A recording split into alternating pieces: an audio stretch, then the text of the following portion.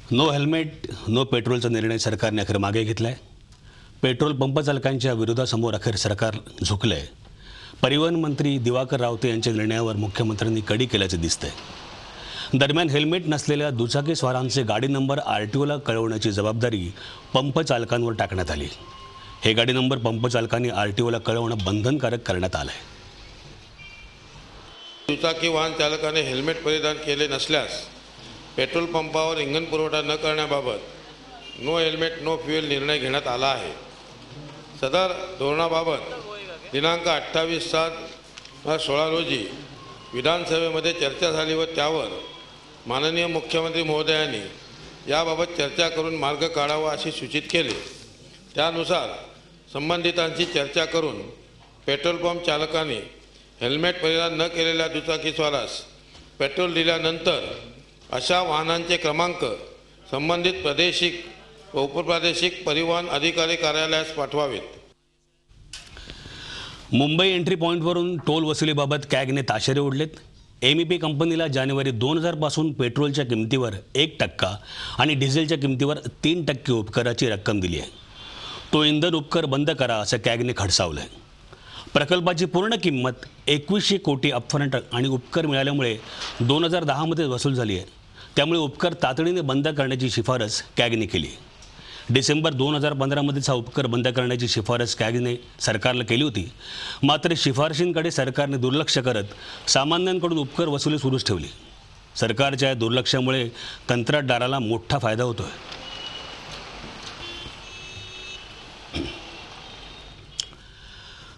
आता एक धक्कादायक बातमी मुंबईतल्या एका पुलाची। महालक्ष्मी येथे असलेला ब्रिटिशकालीन पूल हा अत्यंत रहदारीचा आहे। मात्र या पुलाकडे महापालिकेचं अक्षम्य दुर्लक्ष झालं आहे। या पुलाखाली काही गाळे आहेत। हे गाळे अधिकृत असले तरी त्यांनी नियमांचं उल्लंघन करत अनेक बदल केलेत। काही गाळ्यांमध्ये पोटमाळी काढण्यात आलेत। तसंच पुलावर उगवलेल्या झाडांमुळे धोका निर्माण होऊ शकतो अशी माहिती याविषयी काम करणाऱ्या RTI कार्यकर्त्यांनी दिली आहे। त्यामुळे दक्षिण मुंबईला जोडणाऱ्या या पुलावर महाडसारखी एखादी दुर्दैवी घटना घडली तर आश्चर्य वाटायला नको। RTI कार्यकर्ते अभिजित पाटील यांच्याशी बातचीत केली आहे आमचे प्रतिनिधी देवेंद्र कोल्हटकर यांनी।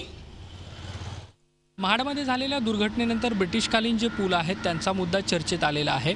मुंबईतल्या महालक्ष्मी इथे असणारा जो ब्रिटिशकालीन पूल आहे त्याला अनधिकृत कामामुळे धोका असल्याचं समोर आलेलं आहे। या सगळ्या विषयासंदर्भात बोलण्यासाठी माझ्यासोबत RTI ॲक्टिव्हिस्ट अभिजित पाटील आहेत।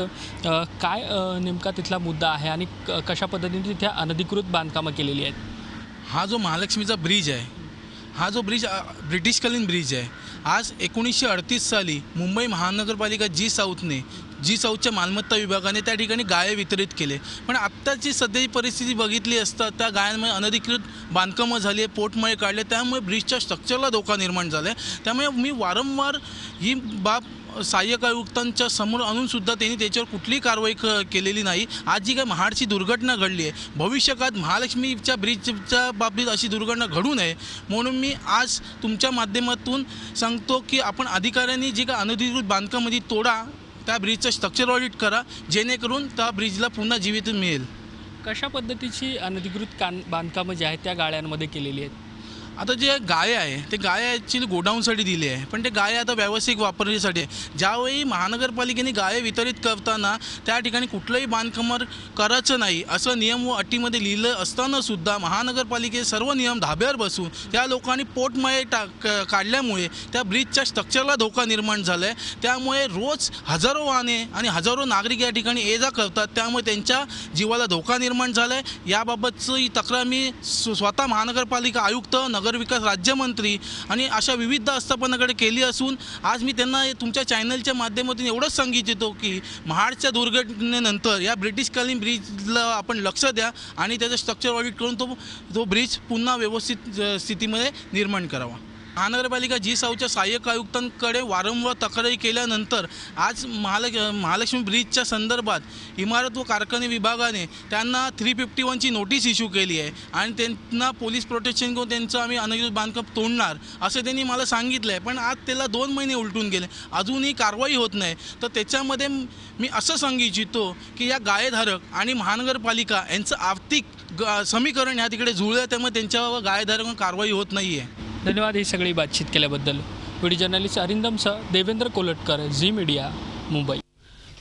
जवानांप्रती कृतज्ञता व्यक्त करण्यासाठी झी 24 तासकडून राबवण्यात येणाऱ्या धागा शौर्य का राखे भिमान की या अभियानात पिंपरीतल्या जय हिंद विद्यालयाच्या विद्यार्थ्यांनी मोठ्या उत्साहात सहभाग घेतला. जवानांना शुभेच्छा देताना विद्यार्थ्यांनी त्यांच्याबद्दल कृतज्ञता व्यक्त केलीच, पण त्यांच्यामुळेच आपण सुरक्षित असल्याची जाणीवही पत्राद्वारे व्यक्त केली. झी 24 तासच्या अभिनव उपक्रमामुळे विद्यार्थ्यांमध्ये जवानाबद्दलचा आदर वाढतोय, तसंच देशप्रेमाची भावना आणखीन बळकट होत असल्याची भावना शिक्षकांनी यावेळी व्यक्त केली. धागा शौर्य का हे त्यांच्यासाठी जे पोरं आता हे उपक्रम करायला लागलेत ते खूप चांगला उपक्रम आहे की पोरांना कळतंय की आपले जवान काय करतात आणि आपल्यासाठी ते आपले जीव सुद्धा देऊन टाकतात. म्हणून मी झी 24 तासांचा ती खूप आभारी आहे. लग्नगाठी ह्या वरूनच ठरून येतात. अंधेरीत राहणाऱ्या या एका जोडप्याकडे पाहिलं तर तुम्ही नक्की म्हणाल, वाह क्या जोडी बनाई आहे. काय आहे या जोडीचं वेगळेपण पाहूया. राजीव केतकर आणि गौरी केतकर जन्मतःच अपंगत्वाशी सामना करत जगत आलेलं हे जोडपं. राजीव केतकर यांना जन्मतःच अस्थिव्यंग जडलेला. हातपाय वाकडे असूनही त्यांच्या कुटुंबियांच्या पाठिंब्यामुळे ते त्यांचं आयुष्य यशस्वीपणे जगतायत. त्यांच्या दोन्ही पायांवर मिळून 8 शस्त्रक्रिया पार पडल्या आहेत. त्यामुळे काही काळ हॉस्पिटल, काही काळ घर आणि उरलेल्या वेळात शाळा असाच त्यांचा प्रवास होता. मात्र तरीही अनेक सन्मान, पुरस्कार मिळवत शिक्षणाबरोबरच त्यांनी त्यांचं करिअर घडवलं. तर गौरी केतकर यांनाही जन्मतःच सेलेबल पाल्सी या आजाराने ग्रासलेलं. कुठेतरी चमत्कार होऊन आपली मुलगी बरी होईल असा विश्वास गौरीच्या आई वडिलांना होता. मात्र तरीही डॉक्टरांच्या सांगण्यावरून गौरीने आपल्याला आहे त्याच परिस्थितीला सामोरं जायचं ठरवलं.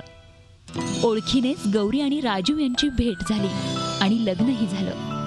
लग्नानंतर दोघेही अपंग असल्यामुळे एकमेकांना समजून घेत त्यांनी आपला संसार सुखी केला. एका मुलाला जन्म देत त्याचं आयुष्यही चांगलं घडवलं. उच्च शिक्षणासाठी, करिअरसाठी मुलगा अमेरिकेत असूनही हे दोघेही मुंबईतलं आपलं शेड्यूल बिझी ठेवतात. राजीव फ्रीलान्सर पब्लिक रिलेशनचं काम करतात, तर गौरी आनंदी शाळेतल्या स्पेशल मुलांसाठी हस्तकला आणि चित्रकला शिकवण्याचं काम करतात. उरलेल्या वेळात त्या घरीही पर्यावरणाचा विचार करत टाकाऊतून अनेक टिकाऊ वस्तू बनवतात. जवळपास 31 वर्ष या दोघांचाही संसार सुखाने सुरू आहे. आपल्यात काय कमी आहे त्यापेक्षा आपण काय करू शकतो याचाच विचार करत हे दोघेही काम करत आहेत. एकमेकांना सांभाळून समजून घेतलं तर कुठलीच गोष्ट कधीच कठीण होत नसते आणि हाच मंत्र आपल्या आयुष्यात कायम ठेवत त्यांची वाटचाल सुरू आहे आणि त्यांच्या याच वाटचालीला आमचा सलाम. 2 दिवसापूर्वी दुबईच्या विमानतळावर एमिरेट्स एअरवेजचं एक भलं मोठं विमान पेटलं. तब्बल 300 प्रवासी असणाऱ्या या विमानातून सर्वांची सुखरूप सुटका झाली. भारतातून आखाती देशात निघालेल्या या विमानात आग लागल्याचं लक्षात आल्यावर त्याचे इमर्जन्सी लँडिंग करण्यात आलं. एमिरेट्स एअरच्या विमानात 226 भारतीय प्रवासी होते. सर्वजण सुखरूप बाहेर पडले, पण अवघ्या 1.5 मिनिटात विमानात भला मोठा स्फोट झाला.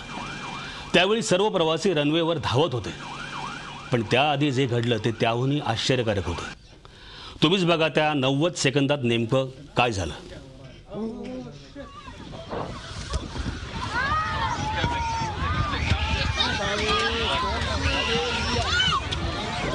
सर्व प्रवाशांना लवकरात लवकर विमानातून बाहेर पडण्याची कळकळीची विनंती करतायत, पण प्रवासी मात्र त्यांचं सामान काढण्यात गर्क होते. जीवापेक्षा त्यांना त्यांचं सामान महत्त्वाचं वाटत होतं.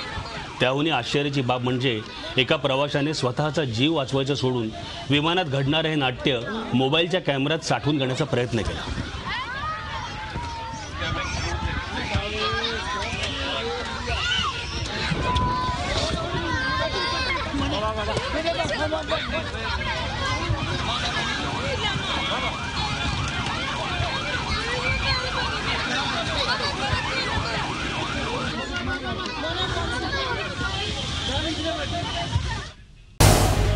झी 24 तास रहा एक पाऊल पुढे.